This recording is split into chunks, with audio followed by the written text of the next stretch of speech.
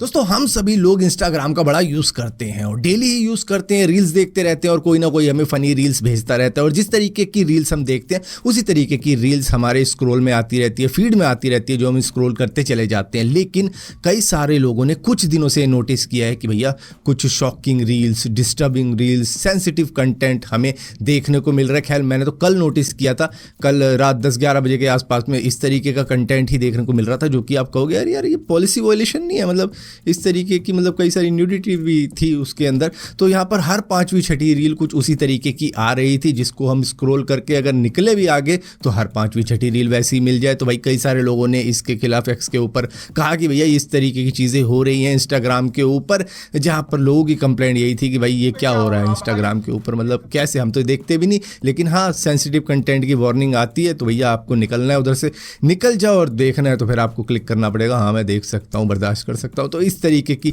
चीज़ें भी देखने को मिल रही है। मतलब आज भी एक देखने को मिली कि किसी का हाथ कट गया, किसी को मार रहे हैं, इस तरीके की रील्स देखने को मिल रही है। मतलब काफ़ी वॉयलेंस थी उसके अंदर। तो मतलब इस तरीके की चीज़ें देखने को मिली। तो जो लोग रेकमेंड नहीं करते इस तरीके की चीज़ों को, उन्होंने इसकी कंप्लेंट करी कि भैया इस तरीके की रील्स हमें क्यों देखने को मिल रही है, जबकि हम उसको देखना नहीं चाहते। हमने उसको हटा दिया कि हमें नहीं देखनी, लेकिन फिर भी इस तरीके की रील देखने को मिली। और इसी के साथ साथ इंस्टाग्राम से एक और खबर मिल रही है कि इंस्टाग्राम रील्स के अंदर कुछ चेंजेस लाने जा रहा है। वो दरअसल रील की अलग ऐप बनाने जा रहा है, क्योंकि टिकटॉक को तो हर जगह से वार्निंग मिल रही है और टिकटॉक तो यूएस के अंदर से जाने वाला भी है, जिसकी वजह से यहाँ पर वो रील की एक अलग ही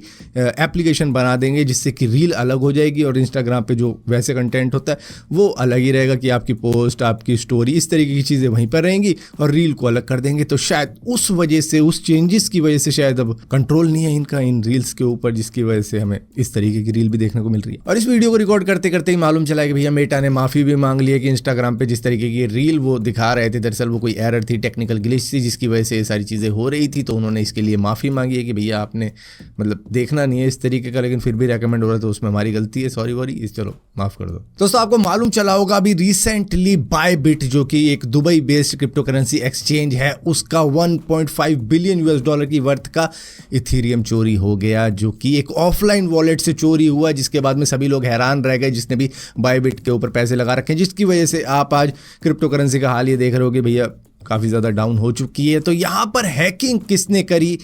उसके अंदर हाथ बताया जा रहा है कि इसके अंदर नॉर्थ कोरिया का हाथ है। उन्होंने ही ये पूरी की पूरी हैकिंग प्लान करी थी, जिसका खुलासा FBI कर रहा है। अब देखो यूएस की FBI का कहना तो ज़्यादातर चाइना होगा या रशिया होगा या नॉर्थ कोरिया होगा, जो उसको दुश्मन देश लगेगा उसका नाम ले देगा। हाँ अगर इसराइल का नाम आए तो ना इसराइल ने नहीं किया होगा। तो मतलब बेसिकली उनका कहना है कि भैया नॉर्थ कोरिया का हाथ है इसमें, नॉर्थ कोरिया ने ही किया है ये पूरा का पूरा कांड, और अक्सर वो इसी तरीके के कांड करके अपनी न्यूक्लियर वेपन बनाते हैं, तो उसी के लिए पैसा उनको मिल गया दोबारा से। दोस्तों बेंगलुरु के एक स्टार्टअप को काफी ज्यादा प्रेस किया जा रहा है, जिसका नाम है स्मॉलेस्ट AI, जो कि 40 लाख रुपए का पैकेज दे रहे हैं जो भी बंदा उसकी कंपनी को ज्वाइन करता है। और उसके लिए वो कोई डिग्री भी नहीं ले रहे कि भैया आपके पास डिग्री नहीं है, कोई दिक्कत नहीं, आपको रिज्यूमे नहीं देना, कोई दिक्कत नहीं, आपको बस 100 वर्ड का एक इंट्रोडक्शन देना होगा अपना, और उसके बाद में एक लिंक प्रोवाइड करनी पड़ेगी जिसके अंदर आपका बेस्ट वर्क होगा जो आपने अब तक किया होगा, बस उसको देखेंगे। और उसके बाद में आपके पास में कोई एक्सपीरियंस भी नहीं होगा, बस आपने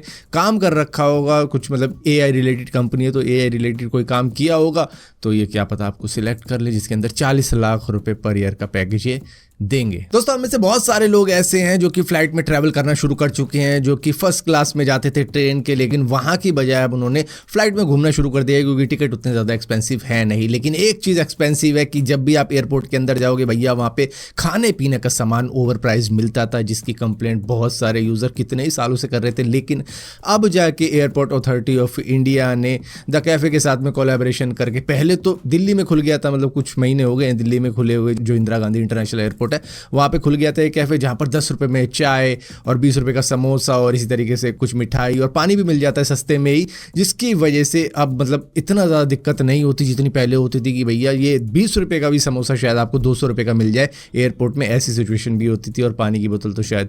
पता नहीं 100 रुपये की होती होगी, मैं तो गया नहीं कभी एयरपोर्ट के ऊपर, लेकिन हाँ हर चीज़ एक्सपेंसिव ही होती थी, यही सुना है, जिसकी वजह से अब लोगों के लिए भैया ये एक अच्छी चीज़ की शुरुआत हो रही है। धीरे धीरे हर एयरपोर्ट पर शायद आपको उड़ान यात्री कैफे मिलेगा, जिसकी वजह से आपको हर चीज सस्ती मिलेगी खाने पीने में। दोस्तों न जाने कितना वक्त हो गया है, कहते हैं कि 1969 के अंदर यूएस ने अपोलो 11 मिशन के अंदर अपने एस्ट्रोनॉट को मून के ऊपर भेजा था, लेकिन भैया क्लियर विजुअल्स किसी के पास नहीं है, क्लियर वीडियो किसी के पास नहीं है। लेकिन हाँ, मतलब कहते हैं कि भाई हम पहुंचे थे, ये है वो, लेकिन भाई इतने क्लियर विजुअल्स आज तक नहीं देखे जितने ब्लू घोस्ट ने हमको दिखा दिए, जो कि एक लूनर लैंडर है। 2 मार्च को ये लैंड हो जाएगा मून के ऊपर, जहां पर भाई ये जो विजुअल्स आप देख रहे हो 100 किलोमीटर दूर से कैप्चर किए गए हैं, जहां पर 15 जनवरी 2025 को स्पेसएक्स फैल्कन 9 रॉकेट से ब्लू घोस्ट को भेजा गया था इस मून मिशन के अंदर, जहां पर 13 फरवरी को जाके इसने मून को ऑर्बिट करना शुरू किया था। और अब ये फाइनली बस 2-3 दिन दूर है अपनी लैंडिंग से। और ये मैं बता दूं, नासा का कमर्शियल लूनर पेलोड सर्विस का एक